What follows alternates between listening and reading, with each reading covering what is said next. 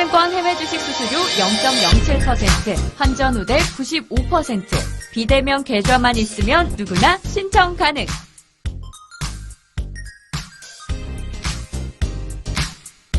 원금 손실 발생 시 투자자 귀속에 유의하세요.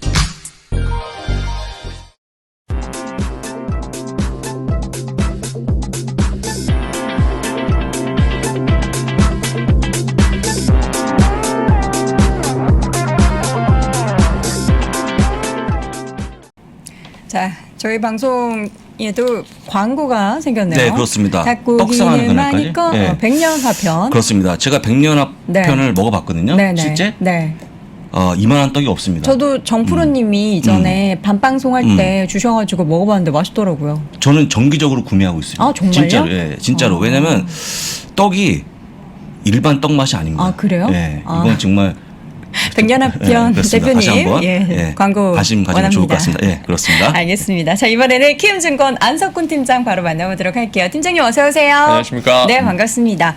자, 오늘은 연말 소비 관련해서 이야기를 좀 집중적으로 해볼 텐데 네. 사실 저는 제가 이번 연말에 정말 이례적으로 쇼핑을 안 했어요. 그러니까 물건이 없어서 못 네, 하셨다고 직구를 했잖아요. 못 했어요. 네. 사실 어제도 주말에 좀 심심해가지고 관련 사이트에 한번 네. 이렇게 들어갔는데 또 살 게 없어요.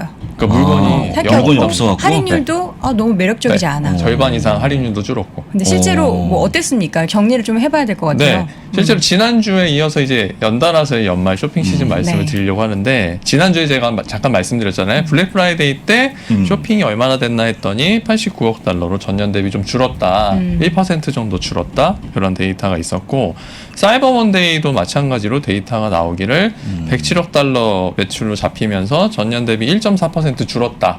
사상 처음으로 줄었다. 얘기 나오면서 사실 블랙 프라이데이하고 사이버 먼데이 자체 매출만 보면 전년 대비 줄은 걸로 보여요. 한 1% 정도 넘게. 그러면 전체적으로 봤을 때 그러면 작년보다 못한 거 아니야? 연말 쇼핑 시즌이? 그렇죠. 그렇게 생각할 수 있잖아요. 근데 이제 기사의 특성상 일종의 이제 이렇게 좀 보여지기 부정적인? 위한 그런 헤드라인이 아니었나 네. 싶고 실제로 11월 1일부터 29일까지 쇼핑 데이터를 종합해보면 1,098억 달러로 전년 대비 한 12% 가까이 늘었다고 합니다. 그러니까 실제로는 11월 들어서 사람들이 이제 쇼핑 시즌이 이제 기존에는 추수감사절부터 시작이 됐는데 네. 이제는 아무래도 코로나 팬데믹 이후에는 좀 이 구매하는 주기를 좀 더 늘린 게 아닌가 싶고요. 그러다 보니까 11월 들어서 오히려 천천히 쇼핑을 더 천천히 빠르게 시작을 하셨던 것 같아요. 네. 특히나 추수감사절 당일에는 지난주에도 말씀드렸지만 월마트나 이런 대형 업체들이 매장을 그냥 닫고 다음날 매장을 오픈하기도 했다고 하거든요. 오히려 매장을 닫았음에도 불구하고 온라인 매출도 그리고 오프라인 매출도 전반적으로는 좀 늘어나는 모습이라서 작년보다 연말 쇼핑 시즌 성과는 더 좋지 않을까. 근데 앞서 여도원 앵커께서 말씀하셨지만 실제 데이터를 좀 살펴보니 대부분은 판매 가격이, 그러니까 할인율이 작년에 비해서 한 50% 정도 줄었다. 네. 그러니까 할인을 적게 하고 품목 수도 많이 줄었다. 그리고 또 살 게 있어도 네.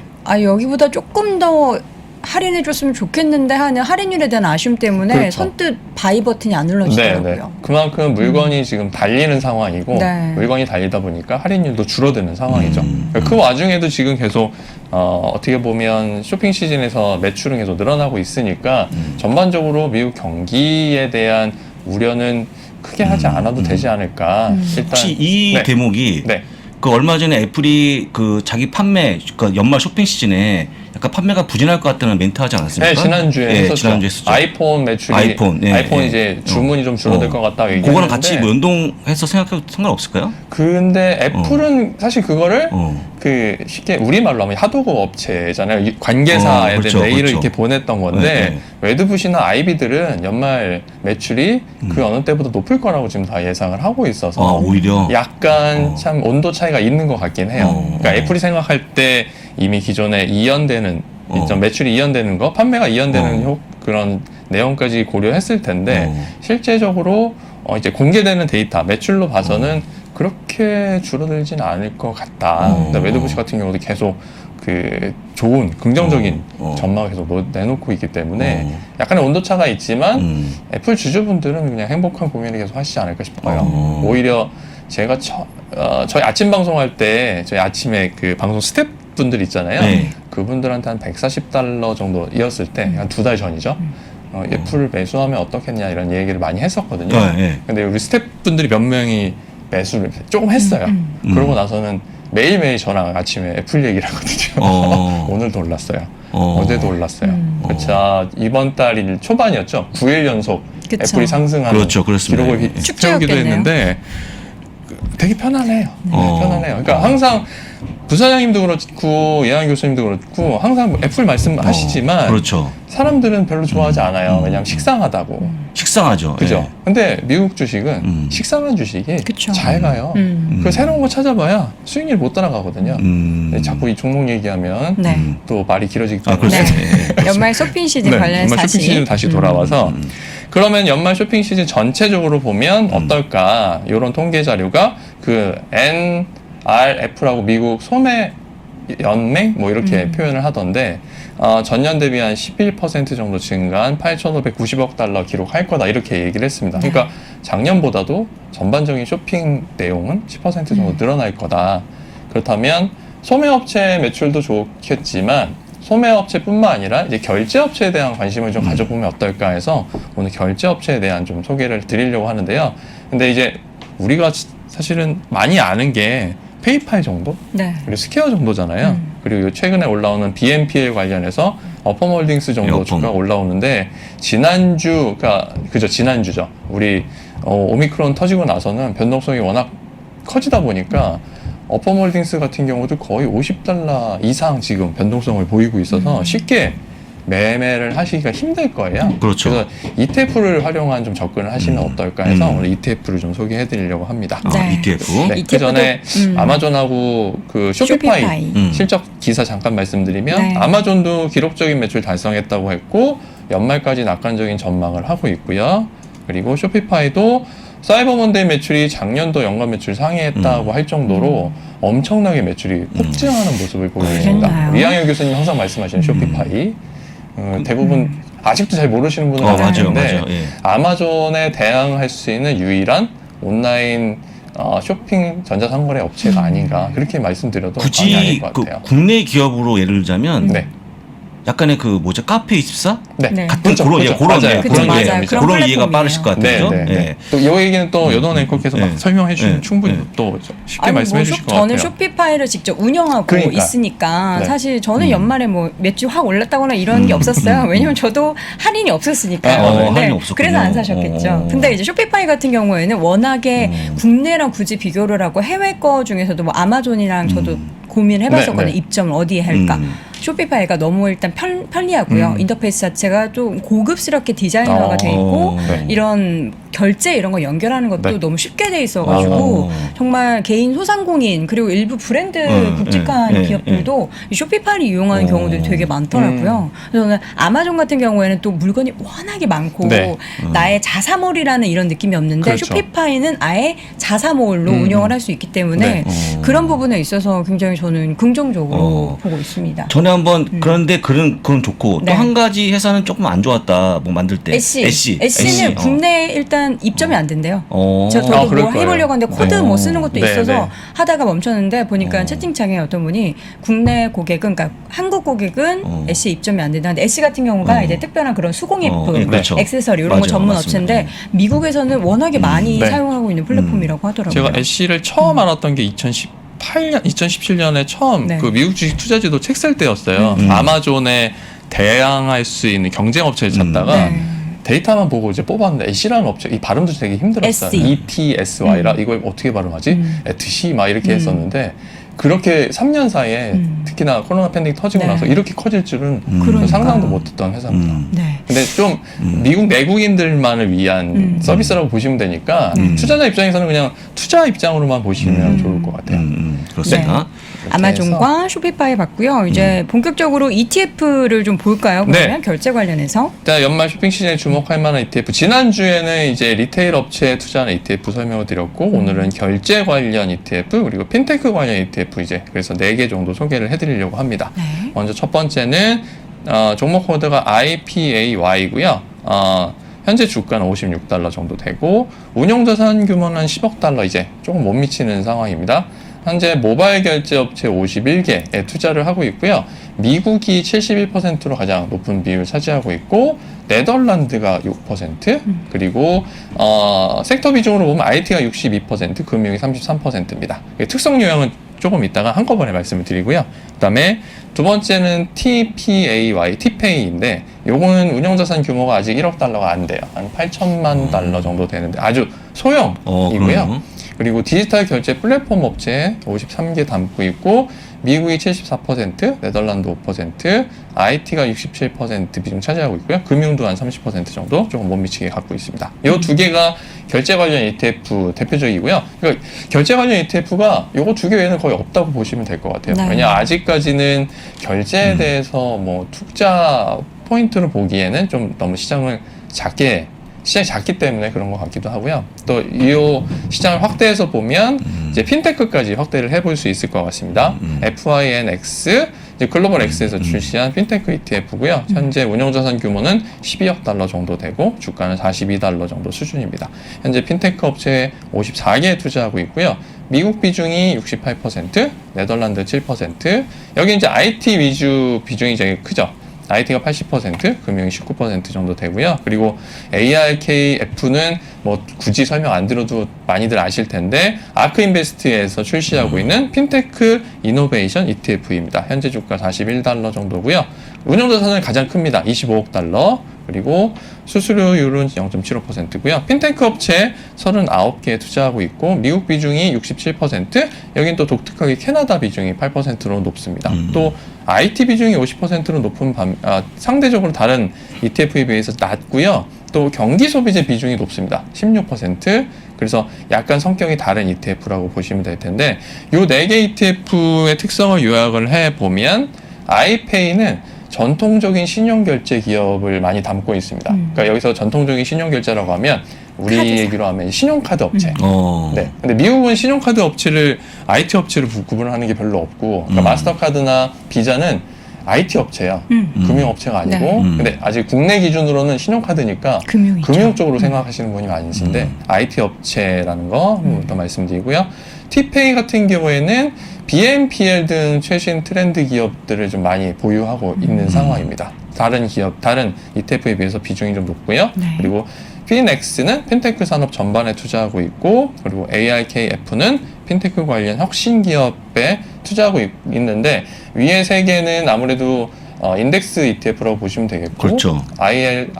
ARKF는 액티브 ETF라서 아크인베스트 담당자가 캐시우드 누님께서 원하는 대로 종목을 담고 있다, 이렇게 구분을 해서 보시면 될 것 같습니다. 네. 그러면 어떤 종목들이 좀 상위 네. 종목에 있는지 볼게요. 주로 종목은 많이 흐름은 되게 비슷해요. 앞서 말씀드린 것처럼 신용결제 서비스 업체들 많이 담고 있는데 아이페이 같은 경우는 아메리칸 익스프레스가 가장 높습니다. 7% 정도 비중 차지하고 있고요. 그다음에 마스터카드, 비자 해서 신용결제 산업에서 주요 업체 3개를 다 담고 있습니다. 7%에서 6% 정도 비중 담고 있고, 그 다음에 네 번째로 아디엔이라는 업체가 있습니다. 이게 지금 앞에 국가 비중에서 네덜란드 말씀드렸잖아요. 그렇죠. 이 아디엔이 네덜란드 결제 업체인데 유럽의 페이팔 네. 이렇게 불리는 회사입니다. 상대적으로 지금 미국 지사도 설립을 하고 미국에서 사업을 벌리고 있는데 여기 주요 고객들이 우버, 쇼피파이, 앞서 말씀 나눴던 쇼피파이, 뭐 넷플릭스, 애쉬 등을 이제 고객사로 보유하고 있습니다. 네. 그래서 상대적으로 최근에 많이 돋보이는데 국내에는 많이 안 알려져 있는 업체이고요. 그다음에 제가 붉은색으로 표시해 놓은 거 이제 그래도 최근에 결제 업체들 네. 표기를 해놓은 건데 네. 스퀘어가 5%, 페이팔홀딩스 4.7%, 그리고 어펌홀딩스도 한 3% 정도 보유하고 있고요. 이에 따라서 상위 10개 종목이 전체 비중의 한 53% 정도 차지하고 있습니다. 그다음에 티페이는 전체 10개 종목이 상위 10개 종목이 한 49% 비중 차지하고 있는데 여기는 어펌홀딩스가 가장 큰 비중 차지하고 있죠. 6.37%. 그리고 전통적인 아메리칸 익스프레스, 디스커버 파이낸셜, 마스터카드, 비자 이렇게 상위 5개 중에 4개는 신용카드 결제 서비스 업체들이 비중을 차지하고 있다는 점이고요. 또 아디엔도 여기에 한 4.7% 비중 차지하고 있습니다. 그리고 파이서브, 다큐사인이 여기 재밌게 또 하나 들어가 있고요. 피델리티 내셔널 인포메이션 서비스 들어가 있고 플리코 테크놀로지 있는데 요 기업들 중에도 역시 어퍼몰딩스 비중이 가장 높고 RDN 비중이 4.73%로 요 두 개 종목만 한 이제 11% 가까이 비중 차지하고 있으니까 새로운 뭐 전통적인 신용결제 업체 외에 또 새로 떠오르는 그 신용결제 업체들에 대한 비중이 상대적으로 높다는 점 투자에 참고하시면 좋을 것 같습니다. 네. 그다음에 피닉스 같은 경우에는 인투이트가 9% 넘게 오. 차지하고 있어요. 오. 인투이트는 이게 많이 최근에 조금 국내에 알려지기 시작했는데 그 미국에서 이제 금융 서비스 또 인적 자원 관리 서비스를 제공하는 일종의 대행 업체잖아요. 그렇죠. 네, 대행 업체인데 이쪽에 수익률이 그렇게 좋더라고요. 상대적으로. 그러다 보니까 피닉스에서는 많이 비중을 담고 있고 그다음에 두 번째가 RDN입니다. 7.34% 비중 차지하고 있고요. 또 재미있는 건 코인베이스 글로벌이 6%, 파이서브 6%, 스퀘어 5% 있고요. 페이파홀딩스하고 어퍼몰딩스도 물론 담고 있습니다. 그래서 상위 10개 종목이 한 56% 정도의 비중을 차지하고 있다는 점 볼 수 있고요. 그리고 ARKF는 독특해요. 이게 같이 볼 만한 종목이 스퀘어 정도? 한 10% 정도 스퀘어를 담고 있고 코인베이스 글로벌, 쇼피파이, 트윌리오, RDM도 4% 정도 담고 있고요. 그리고 C가 있고 유니패스, 로빈후드 마켓츠 이렇게 살펴보시면 아마 그러니까 핀테크 중에서도 좀 혁신적인 기업, 최근까지 많이 혁신적인 모습을 보여줬던 기업을 많이 담고 있다는 점 확인하실 수가 있겠습니다. 수익률을 좀 봐야 할 텐데 네. 지금 제일 상단에 있는 종목이 아크 인베스트먼트의 네. 아크 F인데 이게 고점 대비해서의 갭이 굉장히 많이 나고 있네요. 네, 상당히 좀 많이 크죠. 그래서 최근 2년간 수익률 추이를 일단 보시면 그림은 되게 예뻐요. 네, 팬데믹 터지고 나서부터 뭐 거의 날아갔다고 엄청 보시면 될 올랐죠. 건데 올해 들어와서 이제 주춤하고 특히 11월 들어서는 거의 고꾸라지는 모습을 다 보였죠. 현재 최근 2년간 수익률을 보면 아크K가 85%가 넘고요. 그리고 피넥스가 47% 정도 되고 또 아이페이하고 티페이는 15%, 16% 정도로 상대적으로 이제 낮죠. 성장률이 좀 낮고요. 그리고 올해 들어와서도 살펴보면 올해 초반까지 주가가 조금 상승하는 듯 했지만 그 이후로는 계속 횡보하는 모습을 보이고 있고요. 가장 지금 그나마 제일 뭐라고 할까요? 나은 수익률을 보이고 있는 거는 피넥스가 6% 정도 하락하면서 가장 적은 하락을 기록하고 있고 AIKF 같은 경우도 거의 13%, 12% 정도 하락하는 모습 그리고 아이페이하고 티페이는 거의 15%, 16% 빠지는 모습 보였습니다. 특히 앞서 말씀드렸지만 10월 중순까지 연말 쇼핑 시즌에 대한 기대감이 반영되면서 쭉 올라가다가 10월 중순 이후 10월 말부터 빠지기 시작해서 지금까지 거의 이 그림만 보면 거의 나락으로 가는 듯한 그림을 보이고 있습니다. 이 연말에 보통 더 좋아야 하는데 그렇죠. 더 안 좋은 게 좀 상대적으로 그러니까 블랙 프라이데이하고 사이버 먼데이에 대한 그 기사들이 네. 전년보다 못했다고 계속 나오다 보니까 그 영향을 좀 받은 것 같기도 하고요. 일단 오미크론 때문에 아무래도 계속 위축되니까 소비도 좀 위축되지 않을까 하는 우려감이 많이 반영되지 않았을까 하는 생각이 듭니다.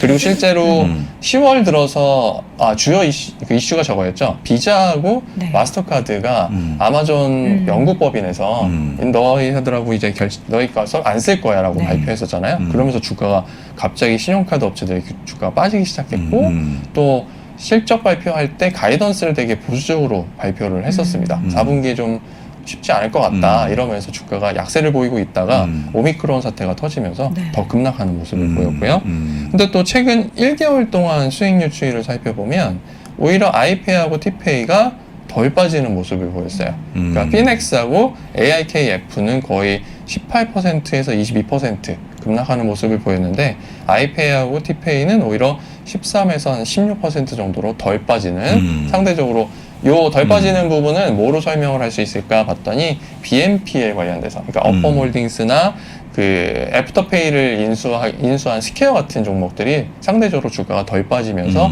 주가를 어느 정도 방어한 게 아닌가 싶습니다. 네, 알겠습니다. 여기 봤더니 그 약간의 그 여행 관련주랑 비슷한 것 같아요. 여행 관련주가 올 봄부터 네.